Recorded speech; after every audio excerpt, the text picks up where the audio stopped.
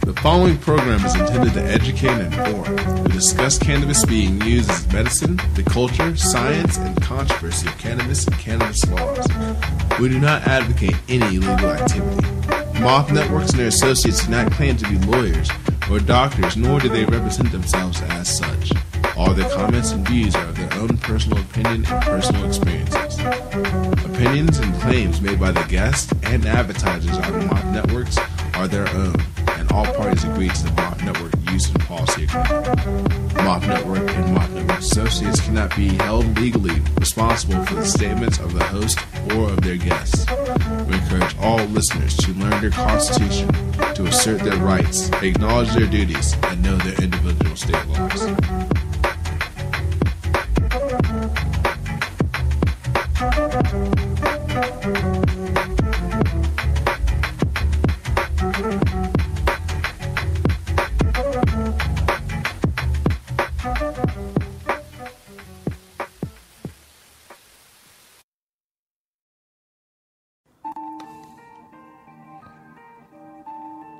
You are now tuned in to 710 Radio. We are the newest and hottest independent radio station in Colorado and on the internet. The fans named the station. With over 1 million visitors and over 10 million hits. Oh yeah, our website is going bananas. We are the newest and the hottest. This is 710 Radio. 24/7 radio. Stay tuned and tell a friend. The Dabber's Choice. With hot shows 7 days a week. Started from the bottom, now we're here. Started from the bottom, now my whole team fucking here. Started from the bottom, now we're here. Started from the bottom, now LMW Agency. That's LMW Agency. It's the home of One Blunt Radio. It's the home of 710 Radio. It's the home of Cannabis University and Cannabis Museum. Yes, you can contact us at lmwagency1@gmail.com. It's the home of Olympic Newts. Yes, it's the home of Moth229.com. Moth, medicine of the herb. You can find Olympic Newts right now in stores like HTG Supply, like Grow Depot, like the Speak Easy Vape Lounge in Colorado Springs, heading to Humboldt County. LMW Agency, the home of Blunt TV, cable TV, coming soon.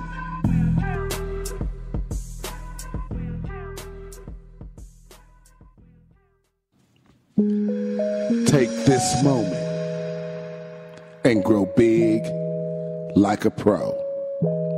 LMW Agency presents Olympic Newts. That's Olympic Newts, all-in-one organic nutrient. You can grow big like a pro, from beginner to a pro. It is the most affordable nutrient to hit the streets, with the most power to its punch. It has definitely got an X-Cup win under its belt. It is definitely highly in demand in Colorado. You can get your own Olympic Veg, Olympic Bloom, and Olympic Bloom Blaster. Oh my God. Growing big ain't easy, but now it is. We have changed the game. You can go to canna-olympics.com and you can find out more about Olympic Newts. That's Olympic Newts, all-in-one organic nutrient. Oh, it's the best pack of the power for the punch. You can grow big like a pro. Olympic Newts.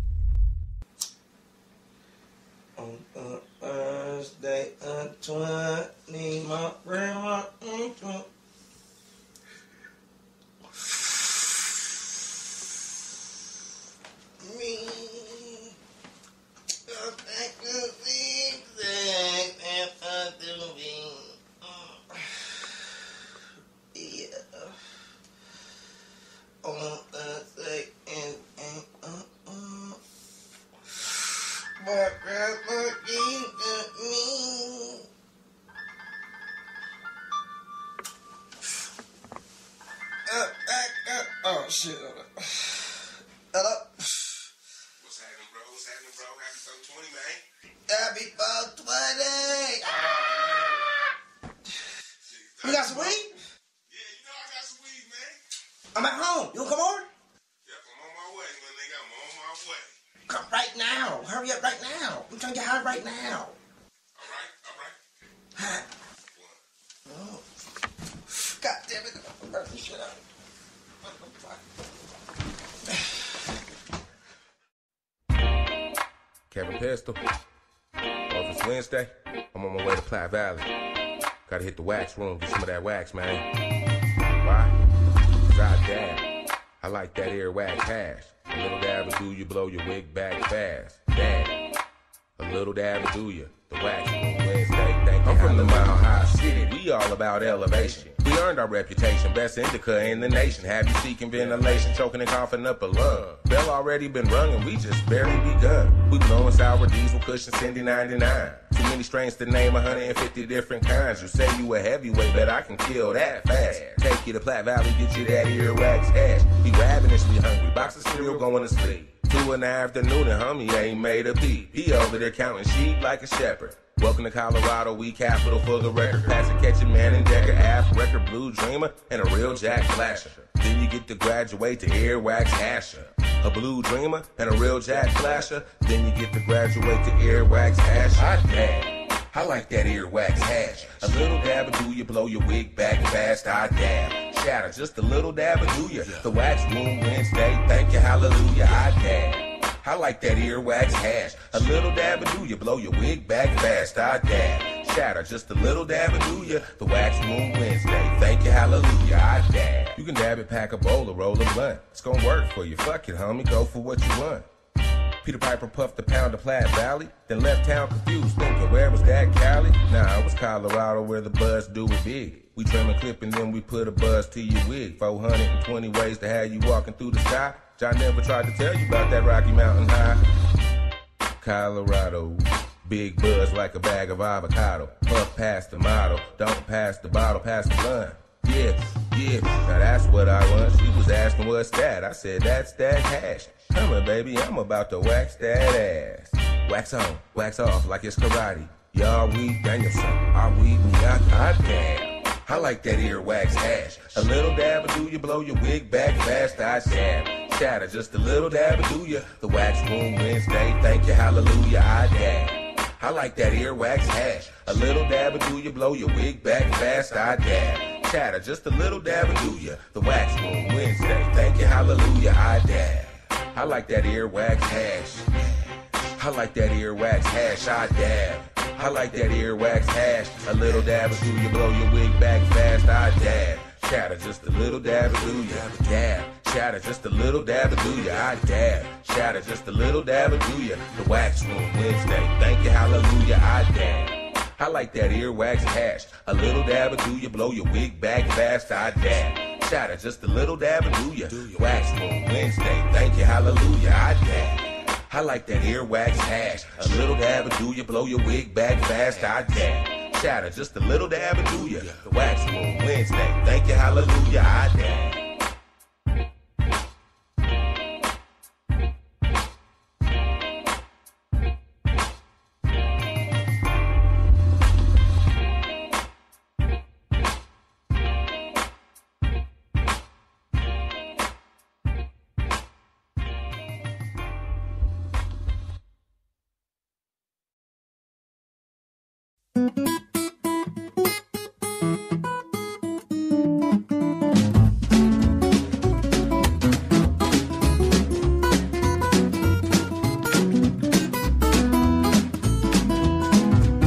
Got a doctor across the street. He's driving a cabriolet.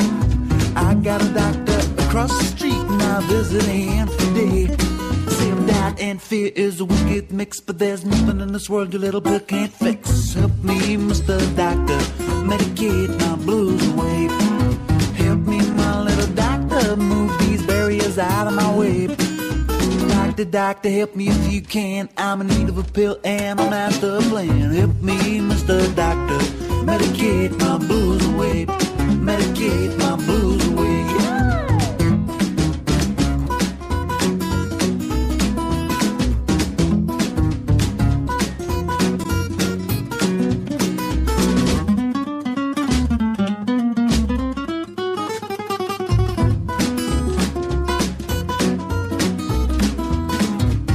Almighty doctor, I'm in need of your help.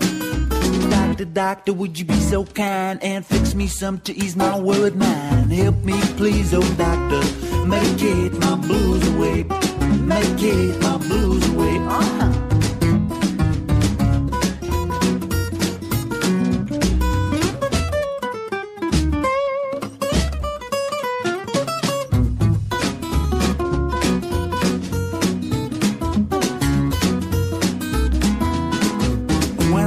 My doctor, I better take my wallet with me. When I visit my doctor, I anticipate a little fee. The depression hits me so mighty bad, I can't help myself, they feel so sad. Help me please, oh doctor, medicate my blues away. Medicate my blues away. Tell it like it is.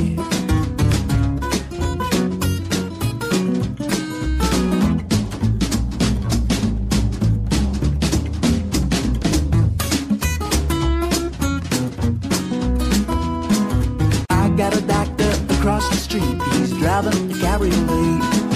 I got a doctor across the street and I visit him today. Self-doubt and fear is a wicked mix, but there's nothing in this world your little pill can't fix. Help me please, oh doctor, medicate my blues away. Medicate my blues away. Medicate my blues away.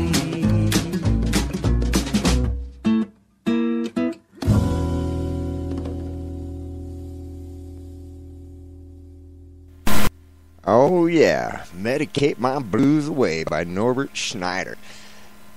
Welcome everybody, I'm Rick Wainwright. 710 Radio Moth 22.9. Man, we got a lot of news tonight, so I'm just going to go ahead and get to it, man. You know, like the title about the show here states, it's all about the money. Well, let me tell you what, man, the stories I got for you tonight, every single one of them, it's all about the money. So, you know, we got a first in the marijuana community, or the marijuana industry. There's a story reporting out of USA Today. Let me see, the posted March 9th, 2015. The author is Trevor Hughes. Now, Washington Town opens the first government-run marijuana store. Wow, how about that? Alright, so, here's the story. The country's first government-run marijuana store is open for business in Washington State. The Cannabis Corner, which is the name of the dispensary, in North Bonneville, Washington, opened over the weekend. The store is run by the town's Public Development Authority, which the town specifically created to open it. The town loaned the store $15,000 to get the store going. A loan the authority has since paid back with money raised from private investors. Very interesting. Okay. It's a great... Oh, wait, I'm sorry. It's great. It's a mixture of excitement and relief, said Mayor Don Stevens. It's been a real community effort, and it's absolutely rewarding to see. Under Washington's legal marijuana system, the first legal sales began July 8, 2014. Store licenses are handed out based on population and geography. By snagging one of, Skamania County's 2 available licenses, North Bonneville ensures that government officials play a major role in marijuana sales, which they say will help them keep the pot out of the hands of kids while benefiting the town's bottom line. Okay, I'm going to go... Well, no, let's go ahead and address this. I have some issues here. I'm not sure if they're issues or if they're concerns, whatever the case may be. Alright. For one, okay, so it states North Bonneville ensures that the government officials play a major role in marijuana sales, which they say will help them keep pot out of the hands of kids while benefiting the town's bottom line. Yeah, that's a very interesting way of them putting that. To ensure that government officials play a major role in marijuana sales. Well, okay, now, is this forward thinking by the town of Bonneville? Is it forward thinking by the city legislators, the mayor? Are they, being a state-run entity,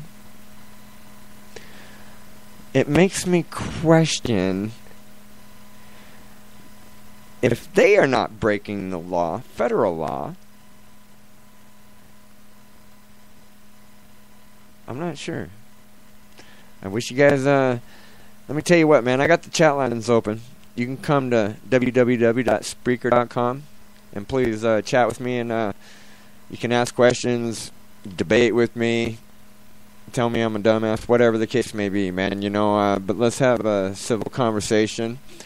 And do you think it's a good move on the city of Bonneville, state of Washington, for the government to be dealing with the sales of marijuana? You know, I mean, they say that it will help them keep pot out of the hands of kids. Okay, well, you know, okay, fine. I'll give them that very little statement on the fact that, okay, fine, if a kid goes into a dispensary, then, you know what, they'll be denied service. Alright, because we all know kids are going to get marijuana no matter if there is a dispensary in that town or not. You know, it's been happening for years and years and years, and, you know, they haven't been able to stop it now. You know, they may bust one or two and, you know, think they've done a real good job. Woo-hoo, you know, give themselves a pat on the back. And, you know, but still, they're not going to stop marijuana getting into the hands of kids. You know, I mean, they've got it in the schools. They got it everywhere. So, you know, I mean, hey, if a kid walks into a dispensary and they stop him from buying from that dispensary, yeah, okay, fine. I guess they're doing their job. I don't know. I haven't seen any problems here in Colorado with this problem. I haven't seen any stories where, you know, this dispensary's been busted for allowing minors to come in and purchase marijuana. It just has not happened here. And we have not had to have the government run the dispensaries, although, you know, I mean, we do have our rules and regulations. But, so, I mean, you know, I mean, the all telling words in this paragraph, I believe, are the very last 6 words. It says, while benefiting the town's bottom line. Man, you know what? I really wish somebody that, if there is somebody from Bonneville, Washington, please, I would like to know what the town is selling their marijuana for. I want to know what it is. I want to know what the tax is. I want to know what the bottom line is.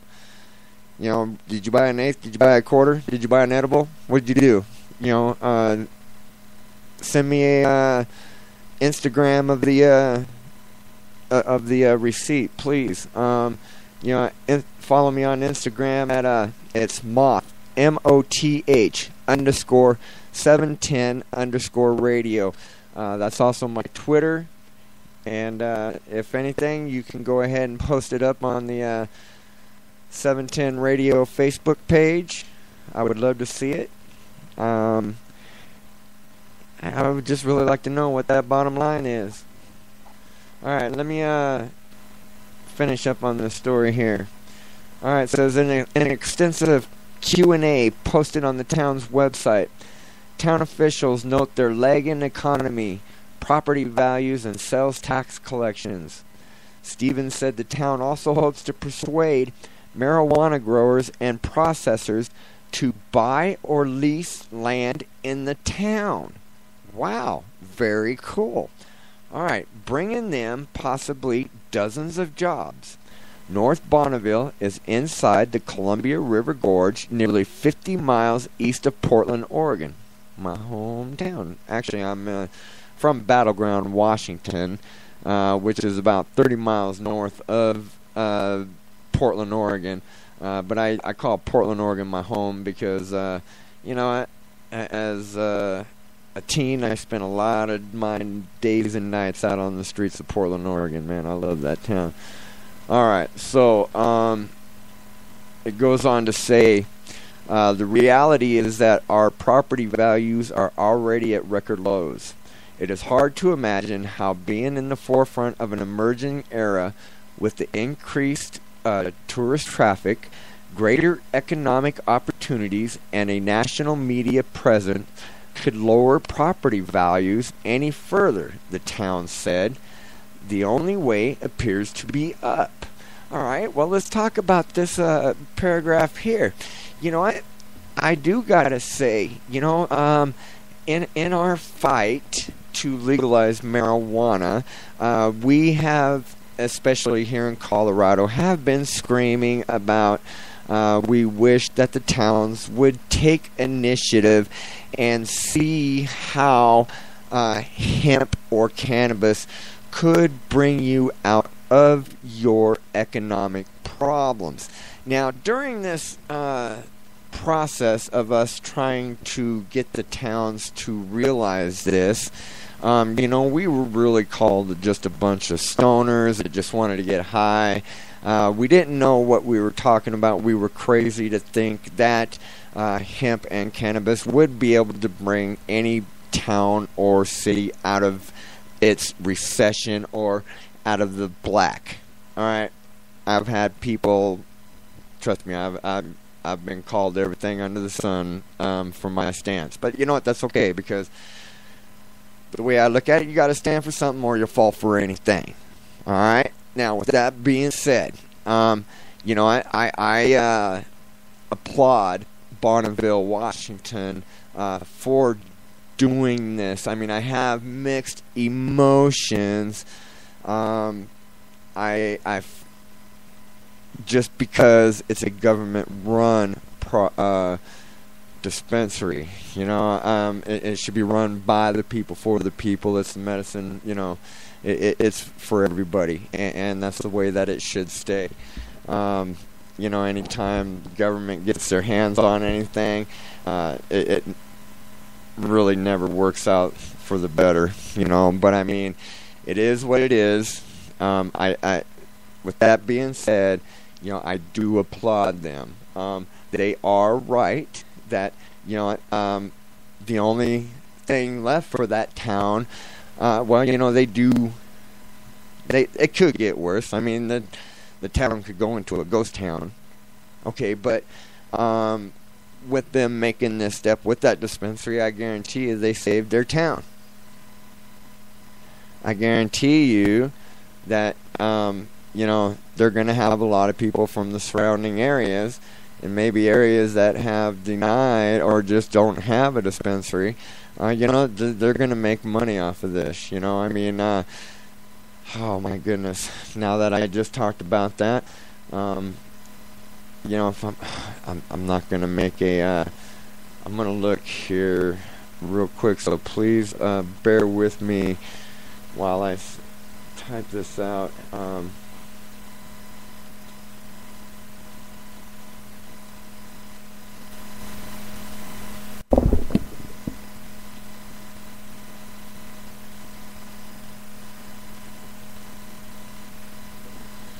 Alright, so, let me see here. Oh, here we go. Alright, so,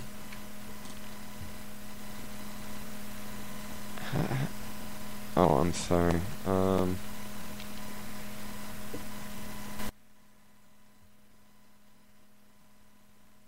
This is the wrong story. I pulled up the wrong story. I apologize, but maybe it'll tell me what I'm looking for. But what I'm looking for... Oh, okay. So, I mean, Colorado pulled in, you know, over $50 million in recreational pot taxes. Another 13 to 16 million in medical marijuana. Okay, so now I believe that that city will do very well. I don't have individual numbers of what each city that does have dispensaries has pulled in, and you know what, I apologize on that, because you know what, that just makes it look like this is a incomplete story. But I am going to look for that.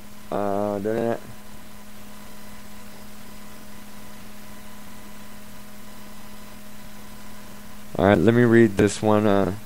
Okay, so voters were told that taxes would generate about $70 million in the first year.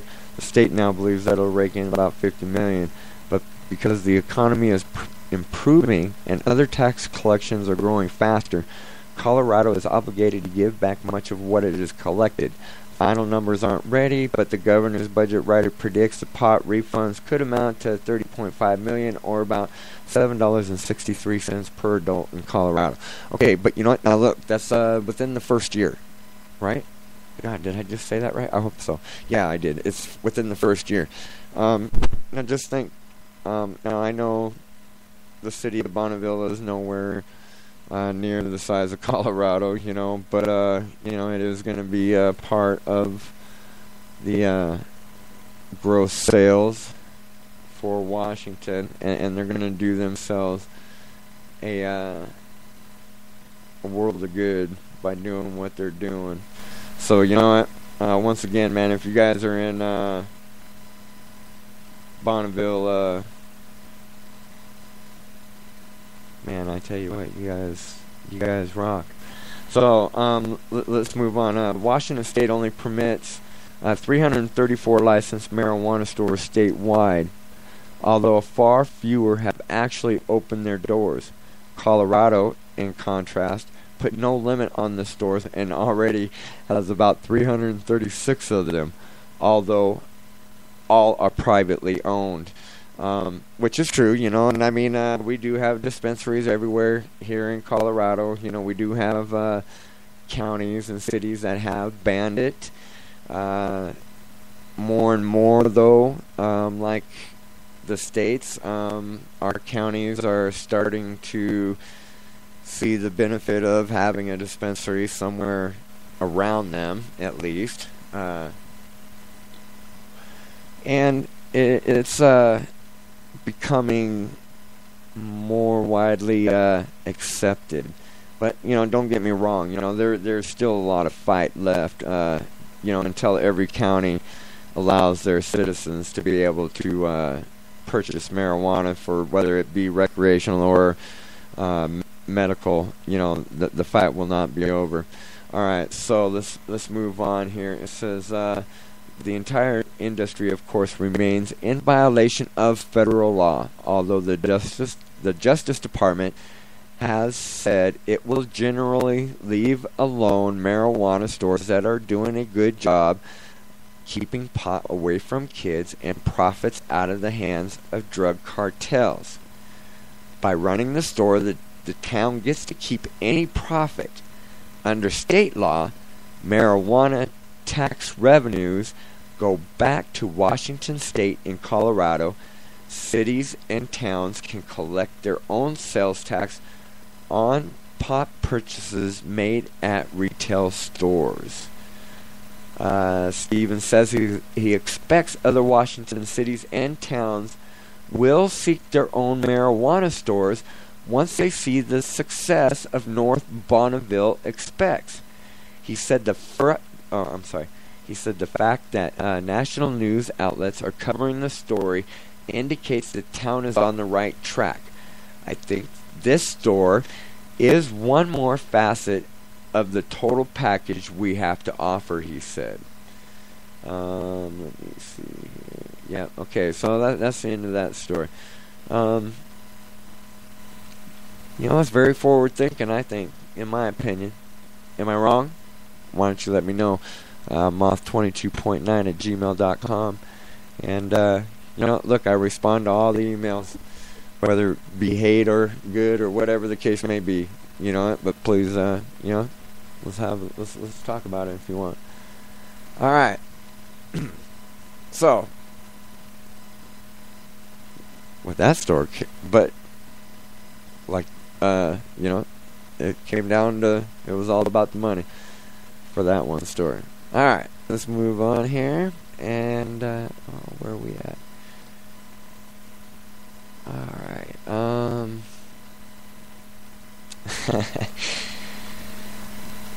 Yeah, okay.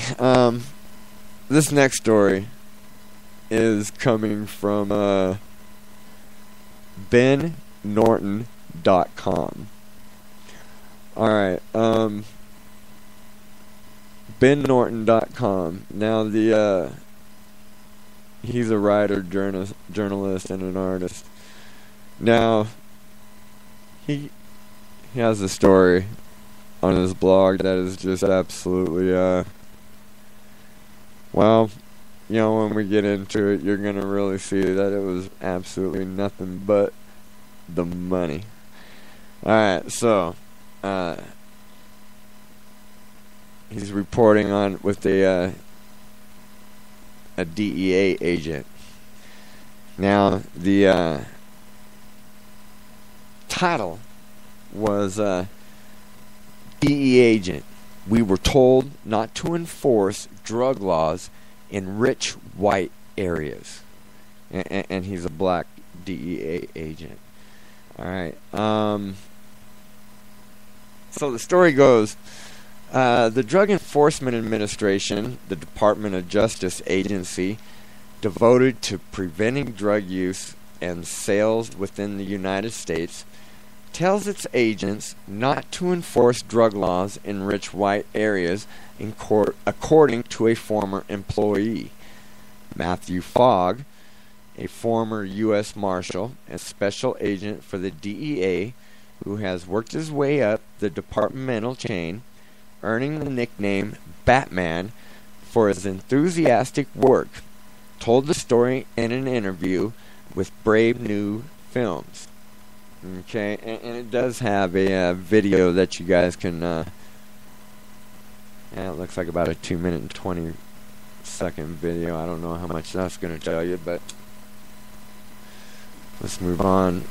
In the segment, Fogg makes explicit comparisons between the so-called war on drugs and literal military wars. He also draws attention to the overt racist and classist nature of decade-long internal war. emphasis mine, which are in parentheses, or I mean, parentheses. Alright, now this is, Fog talking. We're talking about a Gotham City. We were jumping on guys in the middle of the night, all of that, swooping down on folks all across the country, using these sort of tactics that we went out on, that you would use in Vietnam or some kind of war-torn zone.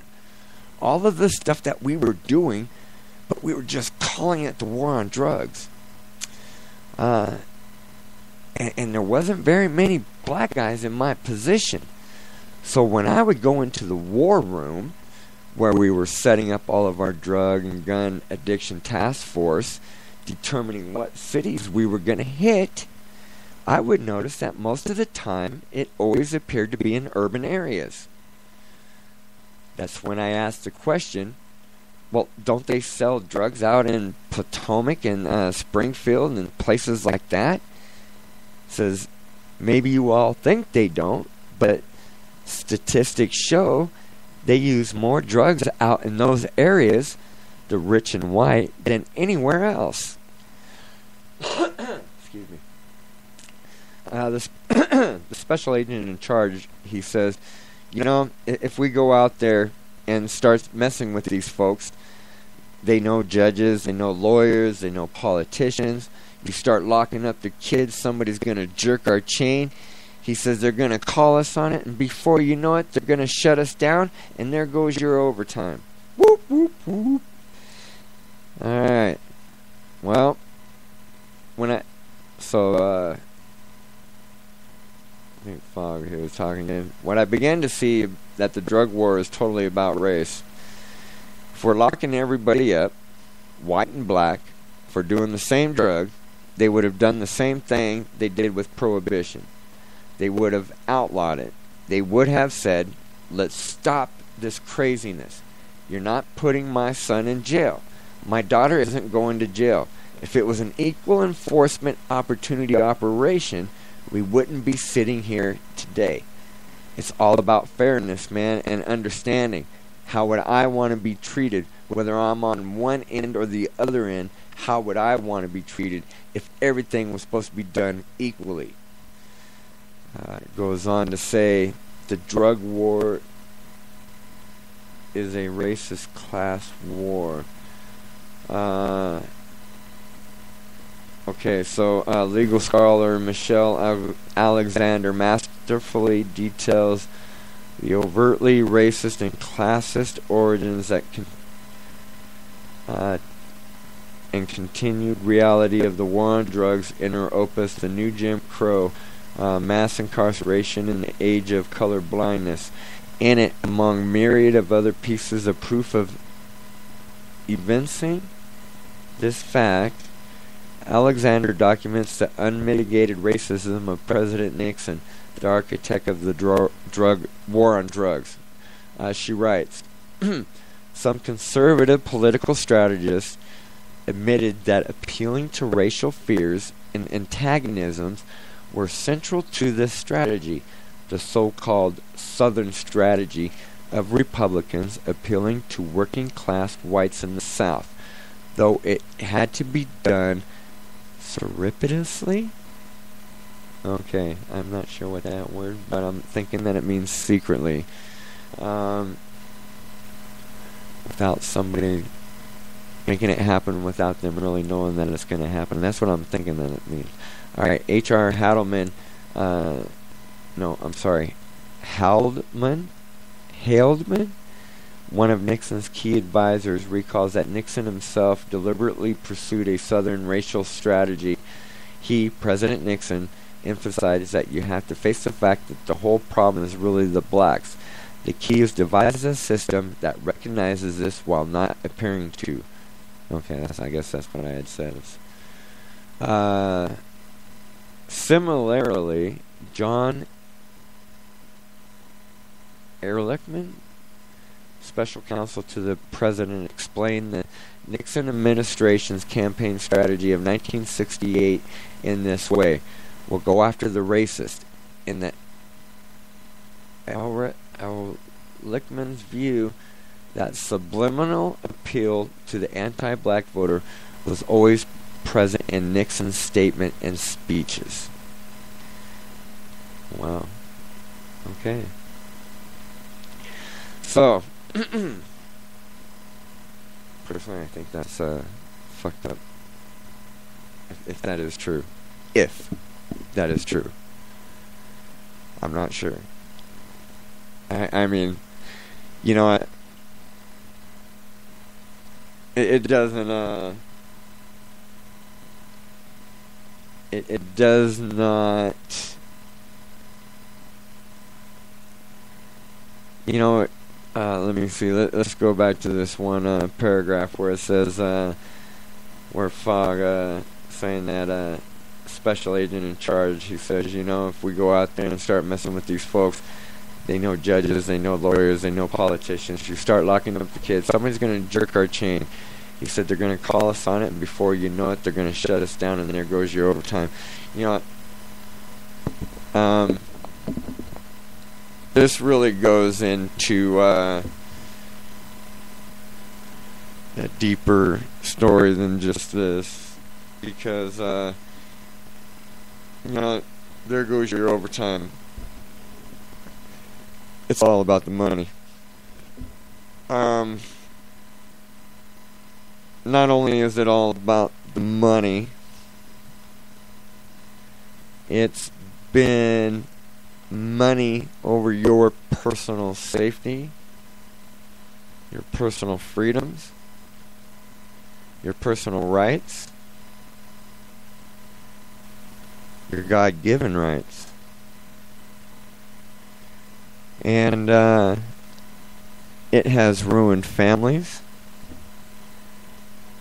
It has shaken the foundation of our great country. And let me tell you, e pluribus unum, which happens to be our nation's motto, which is basically a nation of many. You know, we're all immigrants. I guarantee you most of all of our bloodlines have immigrant ancestry in it. And you know, I gotta tell you,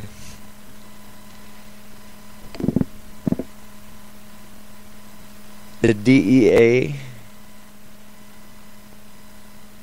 needs to be defunded. And you know, I mean, do I say shut down? Well, I don't know. I don't know if they should be shut down. You know, do they have a place in society? I don't know. You know, I would like to say no. Just because of the fact that, well, don't we have the ATF? Don't we have FBI? Don't we have, okay, so maybe we do need DEA. You know, I mean, whatever. I'm all for, you know, this is where, you know, people will have arguments with me because, you know, one, I believe drugs should not be a criminal issue. It's a mental health issue, and that's how I think it should be dealt with. Now, don't get me wrong. I mean, you do stupid shit, you go to jail. I mean, that's the way it is. I understand it, but I also believe that nobody should ever go to prison or jail, have their life turned upside down, or anything like that over a plant. Now, I guarantee you that a lot of these raids that he went on were about marijuana. And, you know, marijuana has, you guys probably hear my dog upstairs. I don't know what he's barking at, but I apologize over that. He's a little yapper. You know, cost thousands of dollars when they enter into your life. A lot of people they're going to financially ruin. And for what? Over a plant that was given to us by, the Creator above. So for man to come and tell another man that this plant that he is growing for his whatever purposes is against his law, I say fuck you. Honestly, I mean, I don't mean to be crude like that, but I mean, honestly, fuck you, piss off. But because no man really should have that right to tell you what is your God-given right to do. That you're doing it wrong, that it's wrong for you to do. So you'll never convince me of that.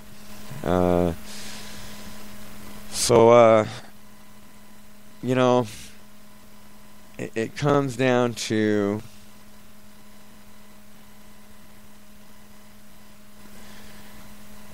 think about this. The U.S. federal government spent over $15 billion in 2010 on the war on drugs at a rate about $500 per second. Wow. $500 per second. State and local governments spent at least another $25 billion. Holy crap. Just think, that was in 2010. Here we are in 2015 trying to find the stat on that. But at least even on 2014. Oh, wait a minute. Oh, lordy.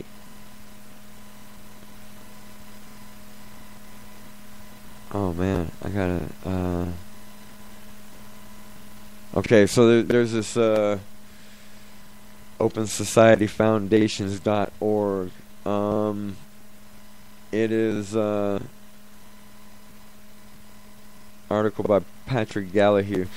Let me see. It says federal spending in the United States alone totals around oh my goodness. Enforcing the drug control system costs at least $100 billion a year. Federal spending in the United States totals around $15 billion annually, and according to one estimate, state and local expenditures around $25.7 billion. Oh, I just talked about that. All right. Okay, so says these figures revealed in a new Count the Cost briefing, a collaborative project telling the human and economic cost of the war on drugs, titled "Wasting Billions, Undermining Economies." I'm gonna put not only just economies. Well, all right, fine. Yeah, all right, that's a good word to use. Because when you destroy the family, you do destroy the economy. You destroy the backbone of the economy. So when you lock that person up, especially in a private prison, in my opinion only, private prisons should be illegal. Okay, in my opinion, we need to be shutting down these private prisons. They should not be allowed to exist. Now, why would I say that? Okay, I want to. Whoop! Damn it! Sorry, I accidentally closed out a page that I wanted to talk about.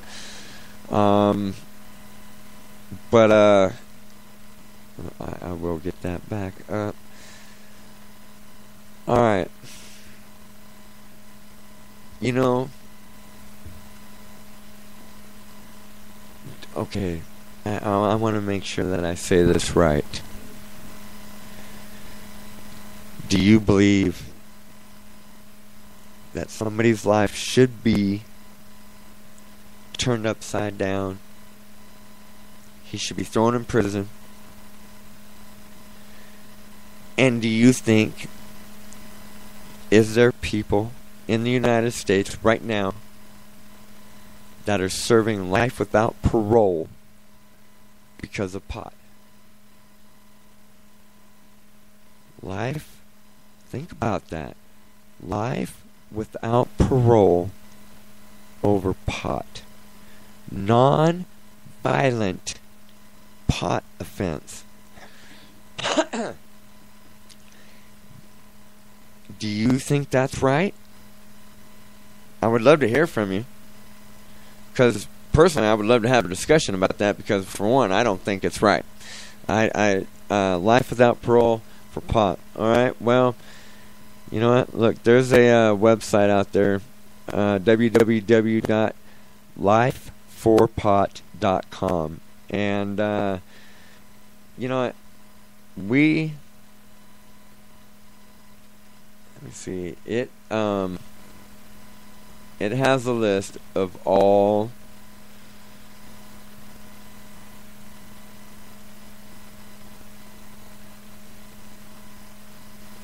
okay, so let me see. I'm gonna get in. I'm sorry about that little pause there. Okay, so great news. Larry Duke is scheduled for immediate release. Larry Duke is prisoner number 40734-019. He is at a federal correction institutional Jessup, out of Jessup, Georgia. Let me see. Mr. Duke has been in prison for the past 21 years of his life over marijuana, over a non-violent marijuana offense. Alright. And he is over 62 years old. Okay, so he's been in there for a long time. Now, there's John Knock as well, serving life in prison without parole. He's over 62 years old. Prisoner number 11159-017. He's in United States Penitentiary Allenwood in White Deer, Pennsylvania. Okay, a little bit about John's story here. Let's see here. His offense was conspiracy to import, conspiracy to distribute, conspiracy to money laundering, non-violent marijuana only. Sentenced January 2001. 66 years old, Caucasian, one son. He's currently incarcerated at United States Penitentiary in Allenwood, White Deer, Pennsylvania. He is requesting clemency. You know what? Isn't there a thing about cruel and unusual punishment?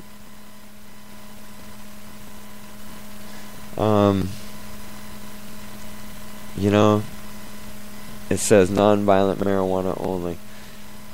Alright. You know, there's murderers that get more time than him. You know that there's I'm sorry, less time than him. Rapists that get less time than him. I mean, it's ridiculous. Oh man, yeah, I just I do not understand it. Because look, for one, it is costing roughly around $42,000 per year per inmate. Okay, you know, I thought prisons were meant for the bad guys. not the prisoners of war. Well, okay, wait a minute. Sure, there are some prisons that are meant for prisoners of war. Okay, but oh man, we're gonna get into technicalities. Okay, yes, they were on, they're prisoners of war. They were on, the war drugs. They got arrested with the war drugs. So, I don't know. Maybe I'm just overthinking things here. Paul Free is also another gentleman. 42235-198. He's also in Atwater, United States Penitentiary, Atwater in Atwater, California. Billy Deckel. Let's see a little bit about Paul Free's story here.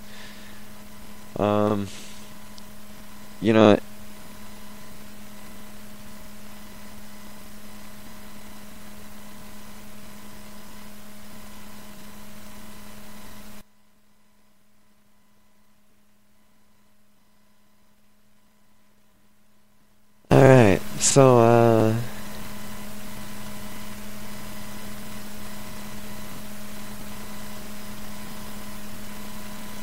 yeah, sorry about that. I didn't tell about his story at all.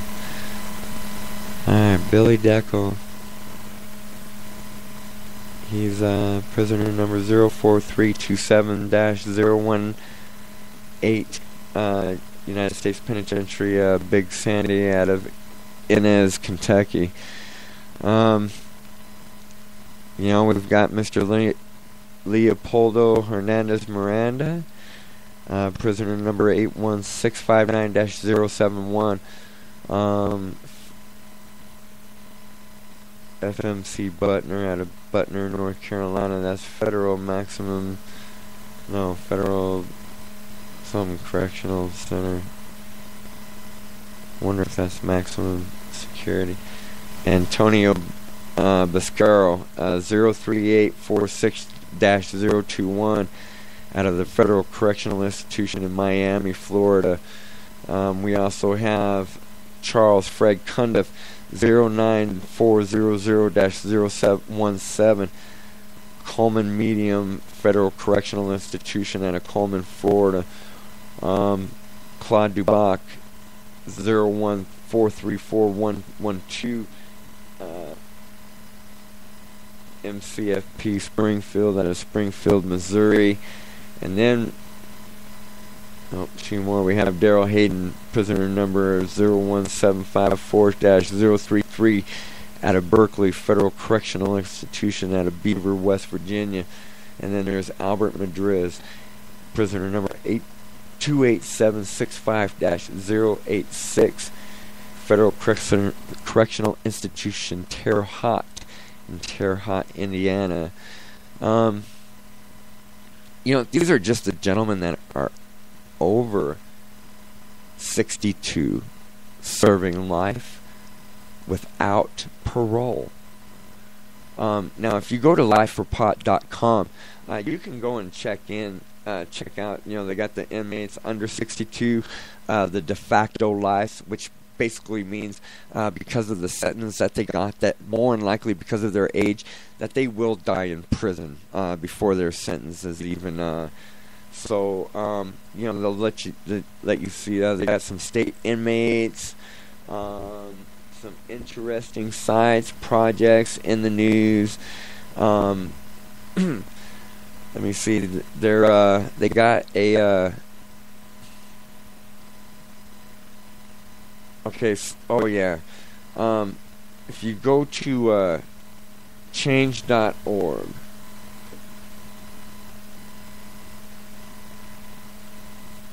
Wish I would have had that pulled up first. Let me see. I gotta search it here. Hold on 1 second. Let me see. I gotta.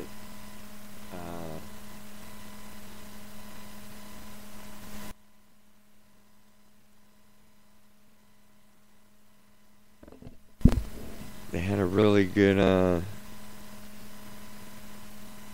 Oh, here it goes. Okay, so, whoops.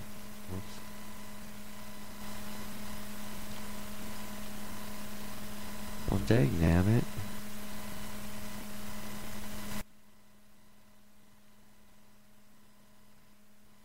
Alright.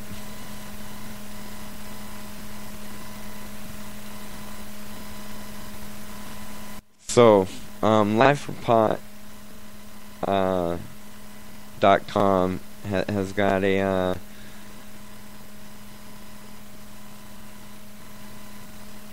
petition in Change.org to grant clemency for the people that are basically prisoners of war.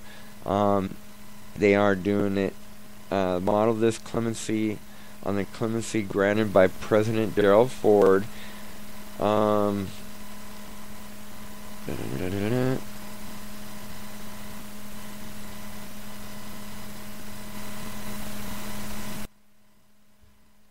Alright. So, a suggestion for addressing our propensity for over-incarceration, clemency, and the war on drugs. Grant a systemic or group presidential clemency to a unique category of non-violent federal inmates. This group would be non-violent drug offenders serving sentences of life without parole or de facto life without parole. Model this clemency on the clemency granted by President Gerald Ford and Jimmy Carter, who gave clemency to those who had violated the Selective Service Act during the war in Vietnam. The war on drugs has been an equally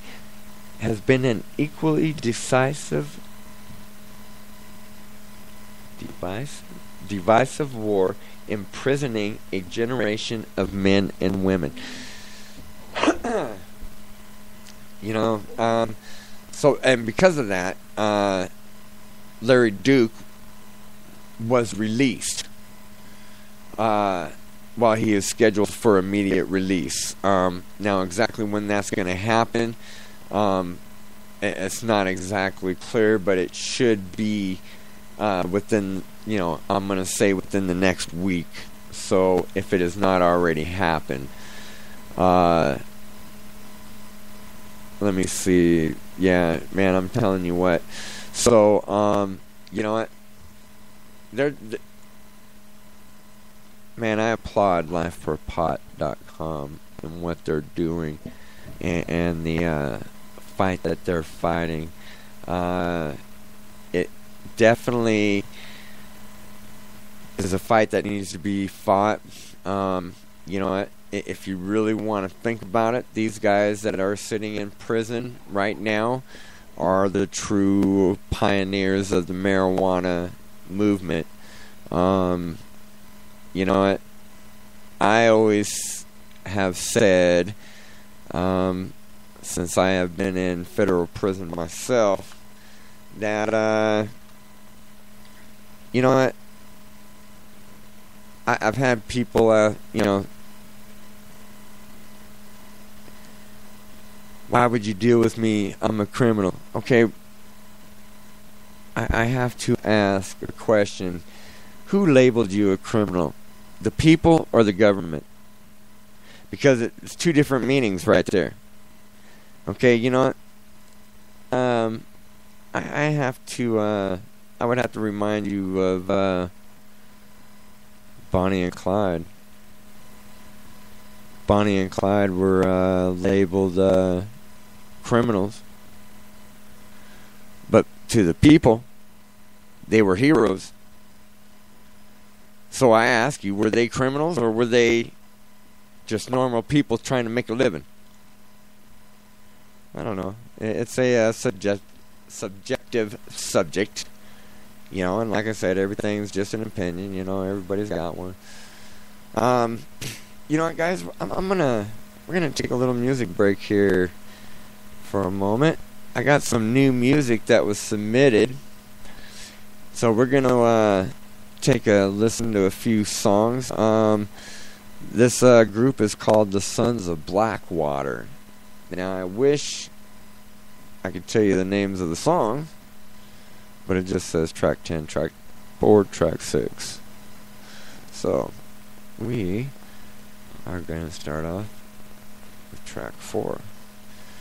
And I will be right back, guys. This is 710 Radio Moth 22.9 in Denver, Colorado.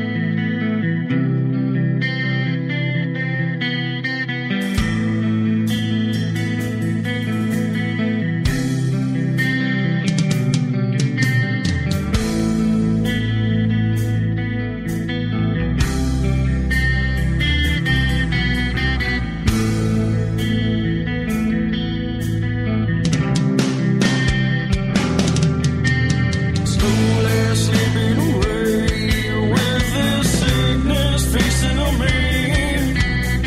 I'm sucking in the back of my head, I'm wasting patiently. Pain, fear, and love, all feeling slipping from me. As drawing to a close, never to open and see, open and see.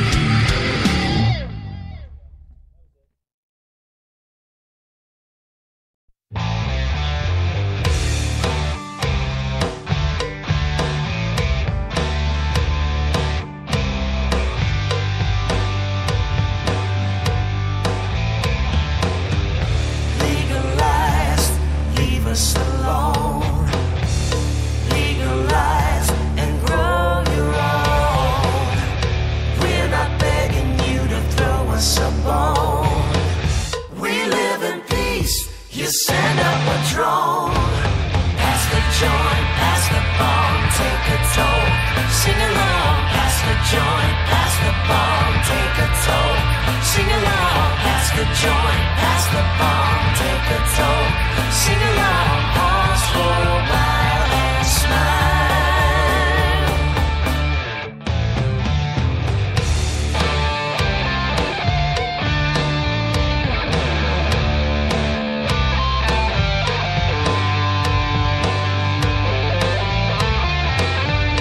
Legalize, the time is right. Legalize, let's win the fight. Don't burn one down till you voted in town. That's what Willie said, and he ain't messing around. Pass the joint, pass the bomb, take a toke. Sing along, pass the joint, pass the bomb, take a toke. Sing along, pass the joint, pass the bomb, take a toke. Sing along, pause for a while and smile.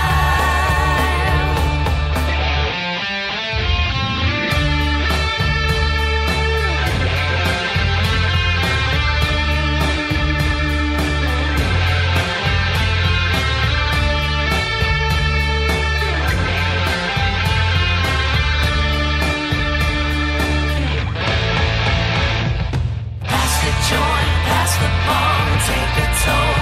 Sing along, pass the joint, pass the bomb, take a toke. Sing along, pass the joint, pass the bomb, take a toke. Sing along, pause for a while and pass the joint, pass the bomb, take a toke. Sing along, pass the joint, pass the bomb, take a toke. Sing along, pass the joint, pass the bomb, take a toke. Sing along, pause for a while and pause for a while and pause for a while and smile.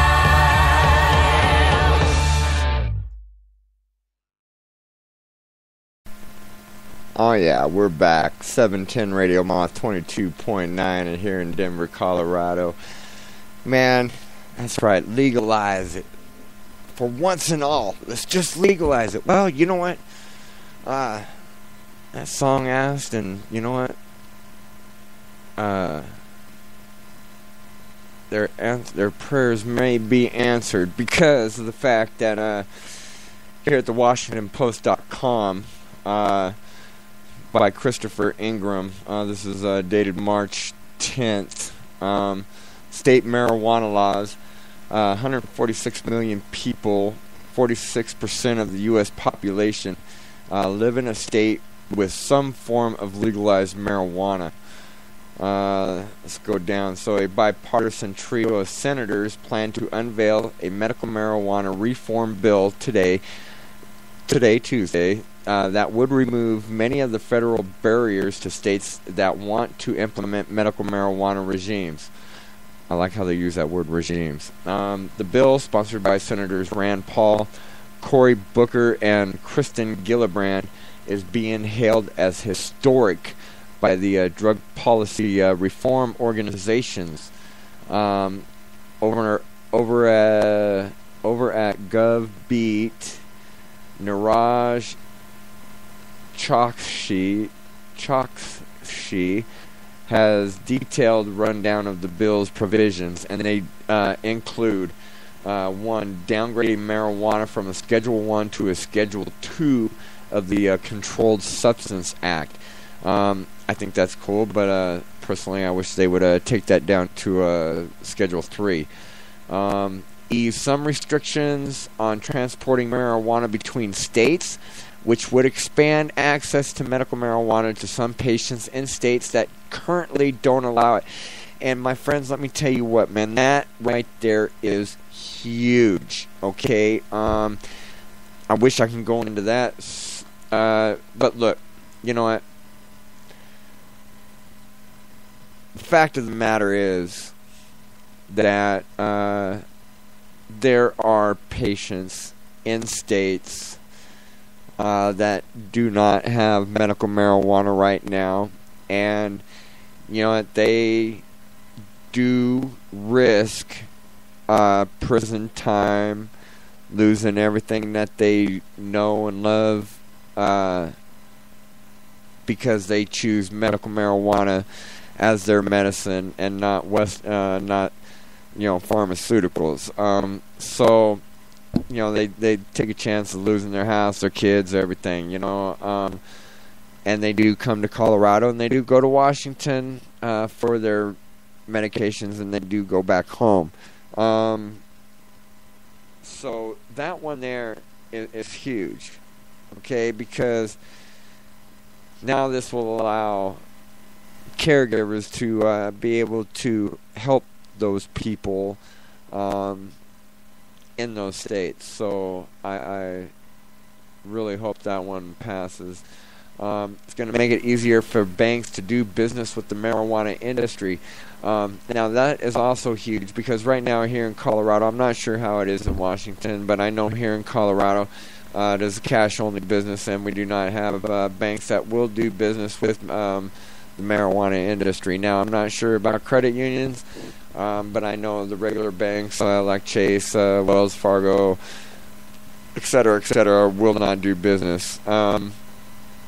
Which makes it a dangerous situation for the dispensaries and everyone involved that has to deal with the cash only. And not only that, they're getting, okay, let's just be honest, they're getting dicked, more than once, because the government's taxing the front end and the back end of this industry, and it's the dispensaries and it's the patients or the people that are doing business that, pay for it. So, it'll be nice when businesses are no longer getting penalized by the IRS for doing cash-only businesses. That's a penalty that should not be applied, especially since dispensaries are legalized. That means, especially here in Colorado, which means they are a legitimate business, which means that they should be able to get all the banking privileges as all the other businesses get as well. They do pay their taxes, they do employ people, they do they follow the rules, so they should not be penalized for something that is not within their control. So let me see, 1, 2, where are we at here? We are 1, 2, 3. Alright, number 4 is direct the National Institute on Drug Abuse to broaden access to marijuana for research. And the last one is to allow doctors with the Department of Veterans Affairs to recommend marijuana in the states that allow it. And that is just such a wonderful thing. Because right now, the way that they treat veterans when they come back from the war is kind of is sickening. They prefer to give you these bags full of pills, and it really isn't helping these young men and women. And a lot of them. I run a co-owner in a foundation, Canada Veteran Outreach, and we do have a event coming up here next week, and we're all about helping the veterans, man. We're about giving back to those that have given to us. I'm telling you, these men and women, they deserve everything that they get back, for the good, because they went and did their job. They served their country, so they do deserve, as far as I'm concerned, when it comes to our veterans,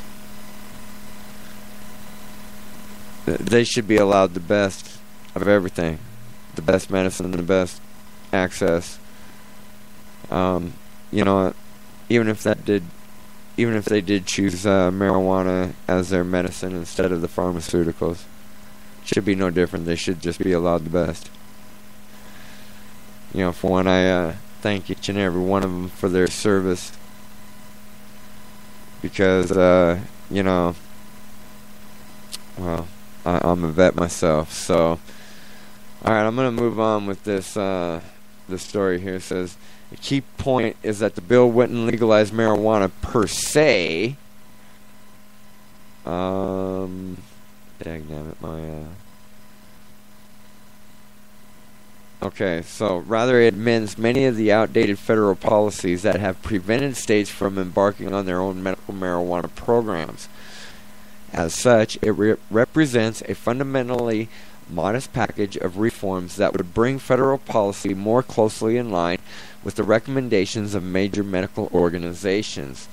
The American Medical Association, for instance, has recommended that marijuana status as a Federal One controlled substance be reviewed with the goal of facilitating the conduct of clinical research and development of cannabinoid-based medicines.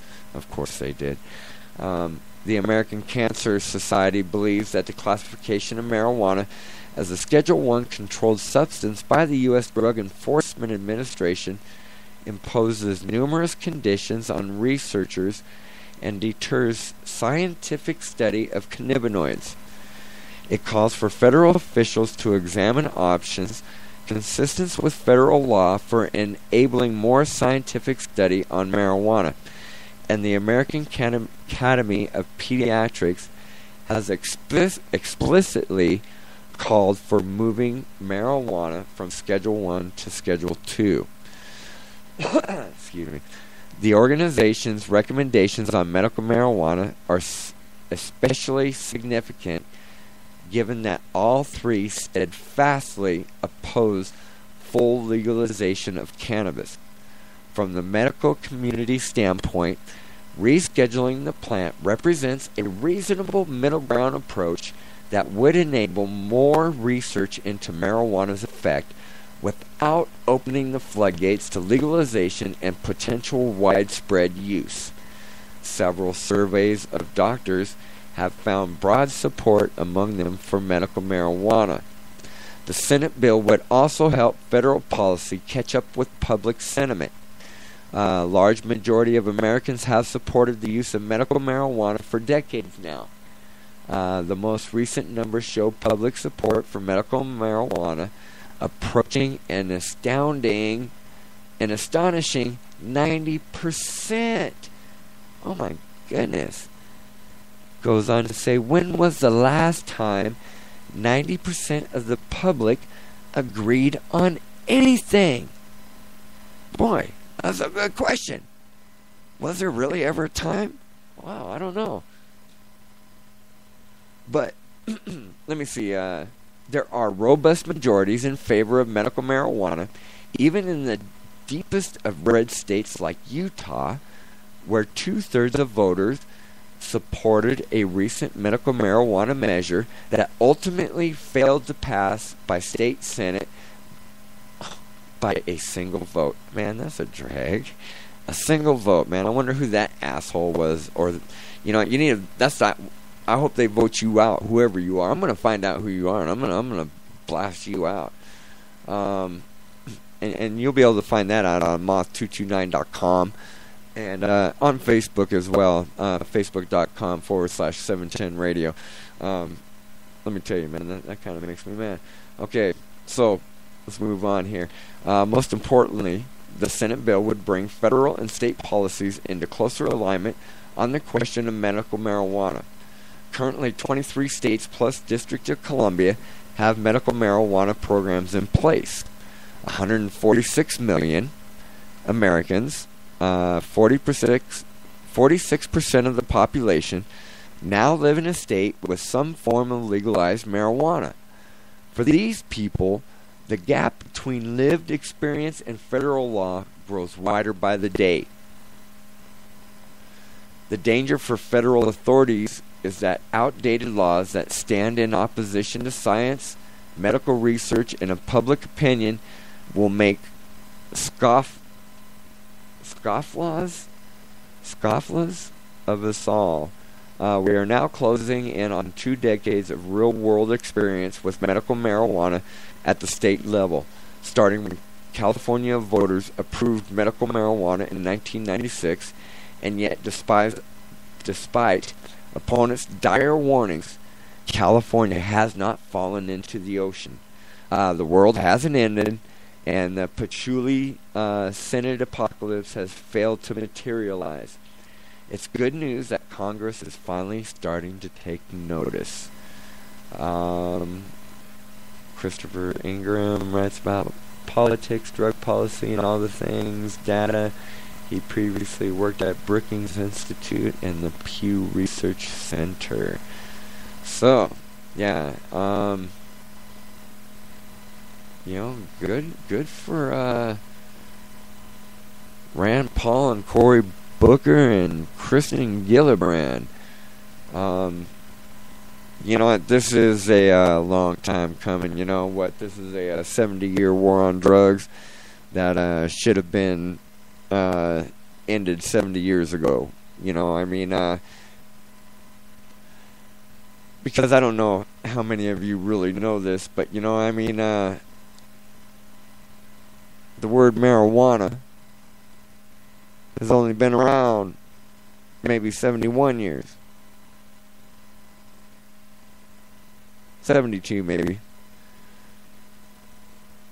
But marijuana wasn't even a word. Marijuana became a word to become to scare the American people. So, it was in the, cannabis was in the American Pharmacopoeia all the way up until, until 1941. Okay, when it was, ordered to be removed by the lawmakers of the United States. And now the Pharmacopoeia, Doctor's Bible. Alright? It used to be in there for, cannabis used to treat over 100 different symptoms and ailments. But the war on drugs came, and then, they were ordered to take it out. They could no longer recommend it. Well, back then they were recommending it, but they didn't have one thought of it being illegal. They didn't have one thought of it being a drug. They didn't have one thought of it being evil or bad or where somebody deserved to be locked up over it. So, man, I tell you, a lot of good things are happening. I really hope that the Senate works fast on this, which I think they will, because you got to figure there is this is an election year coming up, if I'm not mistaken. So each side wants to get their own bill in, and each side wants to get it done. They want to be reelected. So, I don't care what the reasons are for them wanting to do it. All I know is that it's a long time due. I pray that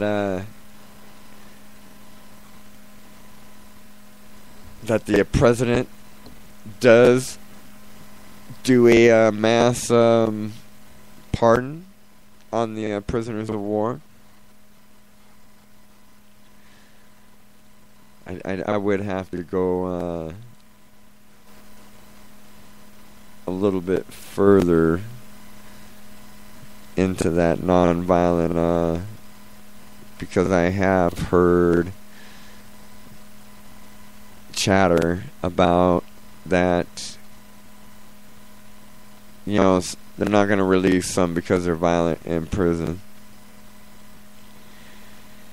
You know what?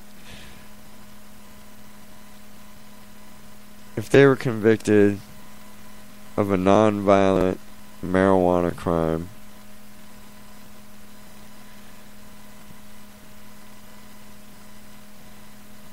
and they're violent in prison, I say they come out. I say they come out with everybody else. because they're a product of their environment. I don't know if any of you, or many of you, or, I pray that none of you have ever been in prison.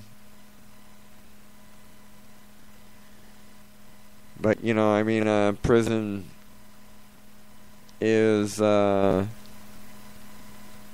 nothing fun. It's not a luxury getaway. It's not a vacation. You gotta fight to survive. So some people, have to be violent. It's a sad reality in prison. So, I say if they were convicted of a non-violent drug crime and they happen to be violent in prison, they must come out as well. And we, the people, will rehabilitate these people and integrate them back into society.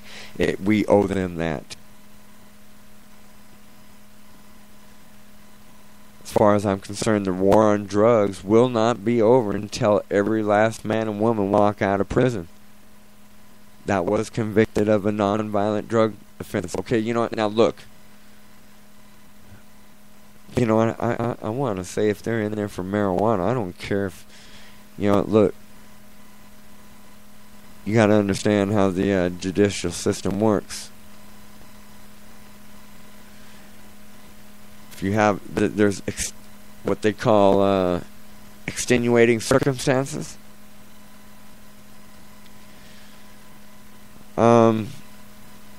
Exceptions. No matter which word they use on you, it's not good for you. Oh, no, not good for you. Okay, case in point. There was just a recent case here in Colorado where a couple got busted for marijuana, medical marijuana. Okay. There was guns in a gun safe. There was a gun that was disassembled outside of the gun case. Didn't have a firing pin, didn't have nothing. A non-workable weapon. Okay. So they get charged with cultivation and distribution of marijuana and weapons charge. On the extenuating circumstances, was because they were medical marijuana patients, so they weren't supposed to have weapons. Alright, I'm sorry. Just because you choose medical marijuana does not mean that you cannot have a weapon. We still have our Second Amendment rights. I don't care what the federal government says. Alright, now, with that being said, a person has a right to protect their home and their selves and their family no matter what. You're not telling the people that are drunks that they can't have a weapon. Because hell, every time they drink they get behind a weapon. Here in Colorado we're having a rash of these fatal wrecks because of people being too drunk. It ain't because of people getting high here in this legalized state. If I'm not mistaken, there's only been a couple of accidents that have been contributed strictly to marijuana. Otherwise, you're hearing about drunk driving.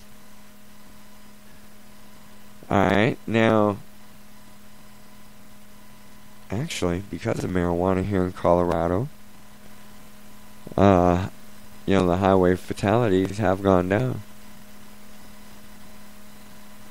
So, there's a lot of good news coming out because of the legalization of marijuana.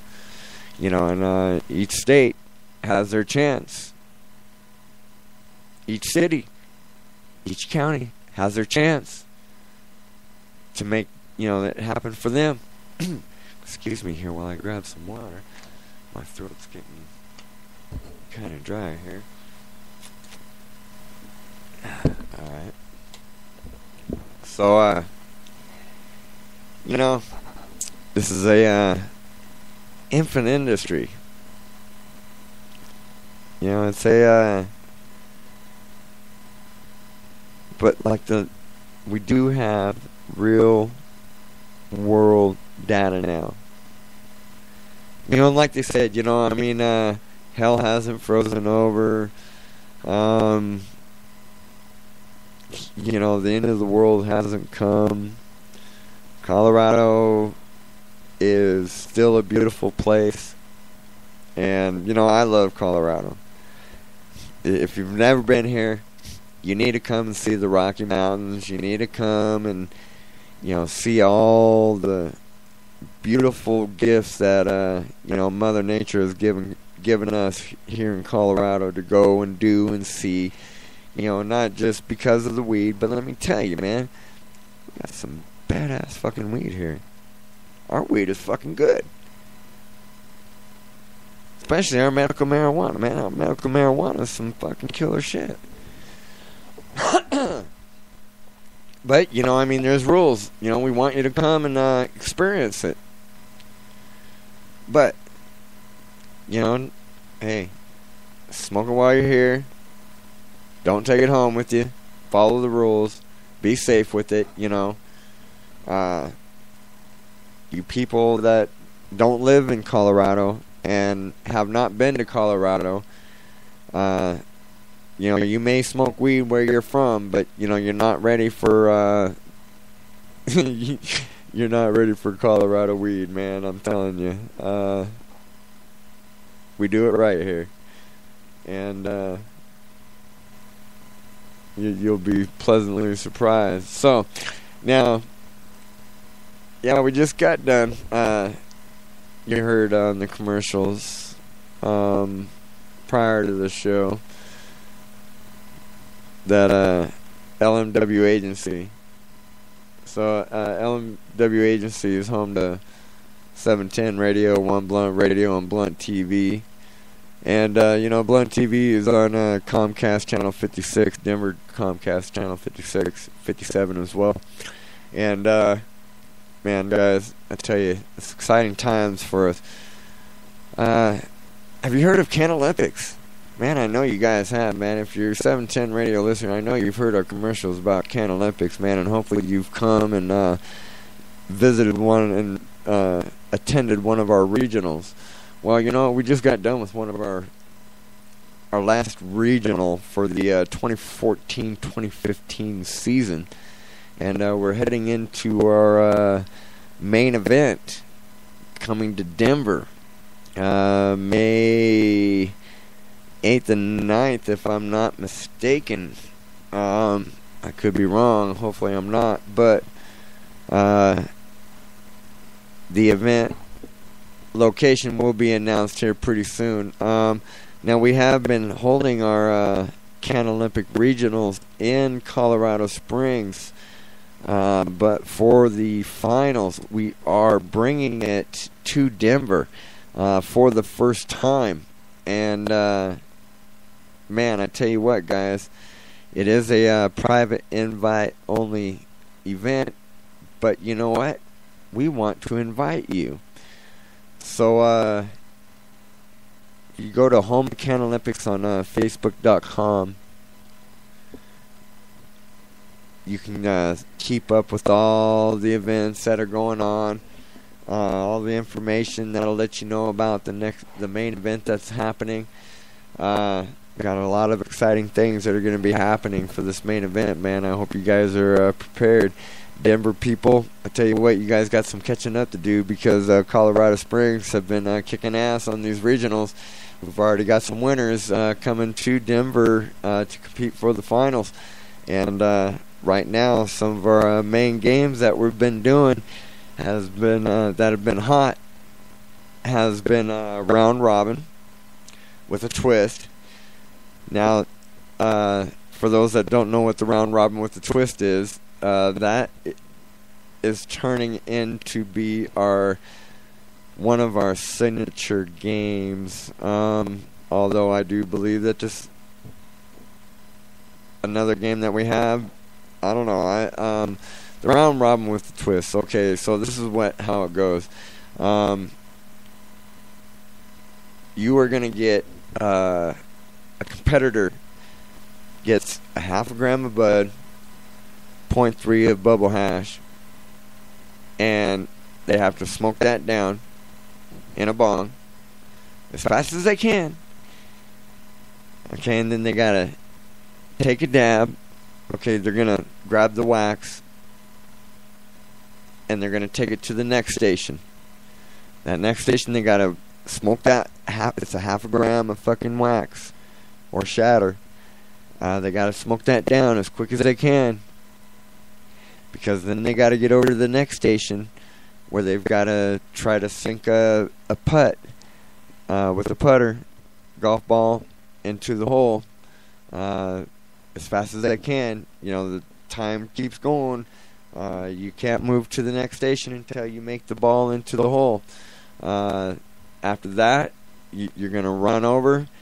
You're going to roll yourself a blunt as fast as you can, but it's got to be smokable, because you're going to light that bitch up and you're going to hit the bell and your time stops. And then you're going to pass the blunt around to the people in the crowd and everybody gets to smoke. Okay, now, our very first numbers, if I'm not mistaken, was like 11 minutes, some odd seconds that it took people to get it done. But I got to tell you, man, people have been kicking some butt, and they got it down to 3 minutes and 10 seconds. So, they're definitely kicking butt on that, getting the time down. So, yeah, it's a fun game. Okay, then we've got Bong Pong. Man, let me tell you what. Do you think you can smoke weed and dabs? Do you think you're good at beer pong? You think you know beer pong? Well, let me tell you what. You may know beer pong, but you don't know bong pong. Man, bong pong is like beer pong, but instead of beer, you are going... Each cup has a different denomination of what you're going to have to smoke. So, like, one cup could have, like, a 0.3 of the flower or the bud. The next cup could have, say, a 0.3 of bud and a 0.4 dab. Another cup could have a 0.5 dab. Or it could have just a 0.5 weed. Or it could have a 0.5 dab and a 0.5 weed. And you have a time limit that you have got to get to your rig, get it down, and get it smoked, man. Because if you don't get it done within the time limit, you got a minute and a half to get it down. Don't care what the number is that you have to smoke. You got a minute and a half to get it down. And if you don't do within the time limit, okay, the first time we'll give you a gimme. The second time, though, now your partner has to pull a cup and smoke what's on that cup. And then it's the other team's turn again. And if they make both their balls, they get the balls back. But they can keep you smoking. You know, I mean, we keep beer pong rules. But we've made it into bong pong rules, man. And let me tell you, we had one team go twice. And let me tell you, that was kind of mind-blowing a little bit, because the first time that we did the bong pong tournament, we had somebody tap after 4 cups. all right, of having to smoke. And so we kind of thought that, all right, maybe it won't go too much more than the 4 cups that the first game went. And this team came up, and I mean, they kicked the other team's ass, man. I mean, they made them. No, actually, they went full to the very last cup with that first team. It was a good game. The other team was absolutely ripped out of their freaking gourd.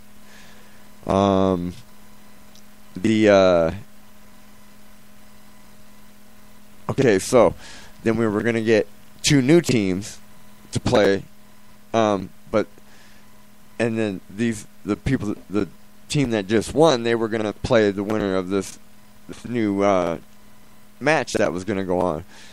Well, they decided that they wanted to play, so we allowed them to go on.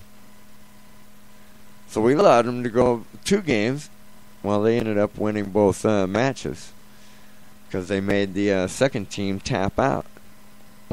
The tap outs were kind of epic this time around, man. I mean, we had a lot of tap outs. People thought they were going to come and, they thought, oh, what's smoking weed and dabs, and doing a little bit of games with it. Well, let me tell you, we didn't call this Can Olympics for nothing. We called it Can Olympics for a reason, man. I mean, you're definitely going to smoke. You're definitely going to test yourself. You're definitely going to see what you're made of, if you're a true smoker or not. You know what I mean? It's definitely a test of lung power. I tell you what, we had Stone Stand-Up, one of the best Stone Stand-Ups that we've had, where we have comedians that come in and tell the jokes. Well, you know what? This is Can Olympics, baby. We don't just allow these guys just to come in and tell a joke without getting high.